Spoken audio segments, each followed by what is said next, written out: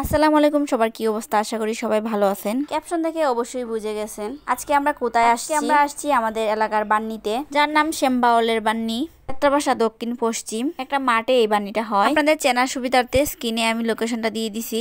আমি বানিয়াচঙ্গের মেয়ে হলেও অনেক জায়গার নাম আমি জানি না, যতটুকু জানি বলে দিছি।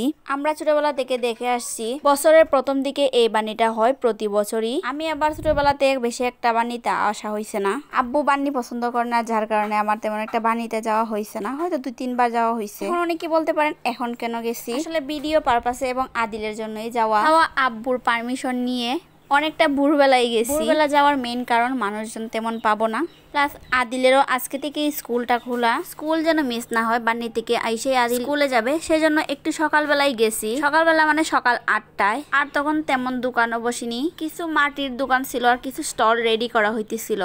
আমাদের বাড়িতে তো প্রতি বছর অনেকগুলা মাটির জিনিস আসে। এবছর আদিলকে বলে আসছি কোনো মাটির জিনিস নিব না, তাছাড়া আদিলের এতগুলা খেলনা আছে আদিল বলল, তাই সে কোনো খেলনাও কিনবে না, শুধু ঘোরাঘুরি এবং খাওয়া দাওয়া করবে। আর মেলাটা ছিল সম্ভবত পহেলা বৈশাখের একদিন পরে। আমি ব্লগটা একটু লেট করে আপলোড দিতেছি, একটু অসুস্থ হওয়ার কারণে আমার ব্লগগুলো আপলোড করতে একটু লেট হয়ে যেতেছে। অনেকগুলো ব্লগ জমা হয়ে আছে, ইনশাল্লাহ খুব তাড়াতাড়ি আপনাদের সাথে শেয়ার করে দিব। মেলার সবচাইতে মজার খাবার হয়েছে চানাচুর ভাজা। বিভিন্ন ধরনের চানাচুর ছিল নাগামরিচ দিয়ে, যেটা লোভ সামলানোটা অনেকটা কঠিন। মেলায় আরো বিভিন্ন ধরনের খাবার পাওয়া যায় যেগুলা অনেকটা লোভনীয়, কিন্তু আমি যখন গেছি তখন আর শুরু হয়নি, তখন তারা শুধুমাত্র রেডি করতেছিল।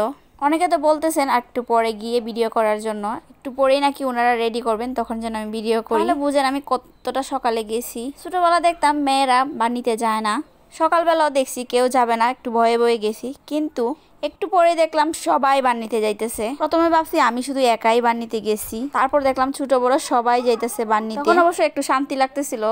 আর আমি যখন গেছি একটা স্টলও হয়নি, মাত্র 2-3টা স্টল দেখছি, তাছাড়া পুরো মাঠটাই ছিল ফাঁকা। অনেকে তার স্টলটা রেডি করতেছিলেন, সাজগুজ করতেছিলেন। আমি এখানে বাবুর জন্য কাচের চুড়ি দেখতেছিলাম, কিন্তু এই চুড়িগুলো আমার কাছে ছিল, তার জন্য নেওয়া হয়নি। অনেক সময় বান্নিতে বেতের জিনিস উঠে, আমি সকালবেলা গিয়ে শুধুমাত্র হাত পাকাই পেলাম। বান্নি থেকে বিকালবেলা যেটা আনা হতো উকরা, আমাদের এলাকায় এটা উকরা বলে, আপনাদের এলাকায় কি বলে অবশ্যই কমেন্ট করে জানাবেন। তারপর আমি আদিলকে কিছু একটা কিনে দিলাম, ওইটা আমি আপনাদের আরেকটা ভিডিওতে শেয়ার করব। এবার গেলাম নাগরদোলার দিকে। আমি তো প্রচুর ভয় পাই নাগরদোলায় উঠতে, ভাবছিলাম আদিলকে তুলবো, কিন্তু এখানে শুরুই হয়নি। তারপর আদিল একটা আইসক্রিম খেলো, তারপর আবার ঘুরে ফিরে সেই মাটির জিনিসের কাছেই চলে আসলাম। আমার মেয়ের কাছে এইগুলা নিয়ে দিলে সে এগুলা মুখে দিয়ে দিবে, তাই আর কিনা হয়নি, শুধু দেখে দেখে চলে আসলাম। আর এই ব্যাংকটা আমার পছন্দ হয়েছিল, কিন্তু কালারটা ভালো লাগেনি। ভাবছিলাম ভাই বোন দুইজনের জন্য 2টা ব্যাংক কিনে নিব। এদিকে উনি আমাদের জন্য চানাচুর বাজার নিয়ে আসছেন, চানাচুরটা অনেকটা মজার ছিল। তারপর আদিল তার বাবাকে বললো ব্যাংক কিনে দেওয়ার জন্য। বড় ব্যাংকগুলোর কালারটা ভালো ছিল না, আর যেগুলোর কালারটা একটু ভালো ছিল সেগুলো সাইজে ছোট। এত ছোট ব্যাংক নিয়ে কি করব। তারপর শুধু আদিলই ব্যাংক নিল, আর দুইজন আমরা ব্যাংক নেইনি। আর আদিল রাস্তায় টাকা ঢুকাইতেছিল ব্যাংকে। আদিল তার দাদা ফুফি দাদু সবার কাছ থেকে যত টাকা পাইছে সবটাই ব্যাংকে রেখে দিছে।